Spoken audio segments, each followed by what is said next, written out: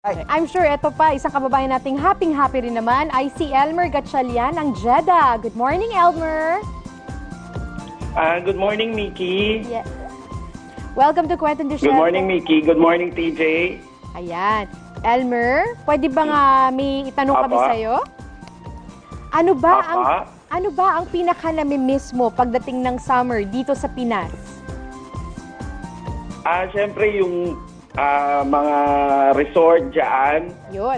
Tsaka siyempre mas namimiss ko pamilya ko pagka nandiyan sa Pilipinas. May schedule ka na bang umuwi? At saka namimiss ko yung pagpupunta namin ng mall, pagbabanding. Oh, yun. Yun ang mga namimiss ko, yung namamasyal kami palagi. Alam mo, Elmer, yung pinakasimpleng bagay talaga, yung makasama pamilya, simple lang, malling lang, yan yung talagang pinakamasarap, no? Yung talagang nandyan damang-dama mo, di ba, Tid? Oh, yes. Okay, Elmer, dahil nag-share ka ng iyong fondest summer memory, pwede ka nang bumate sa mga loved ones mo. Go ahead.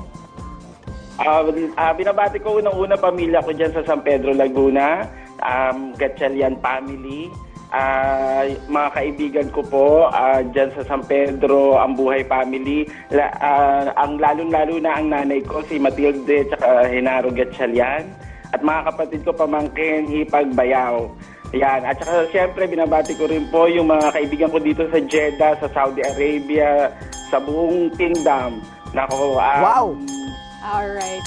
Buong kingdom. Buong kingdom. Sulit. Buong kingdom binati na niya. Correct, Yung diba? kingdom ng Saudi Arabia. Approved. Thank you so much, Elmer Gatchalian ng Jeddah.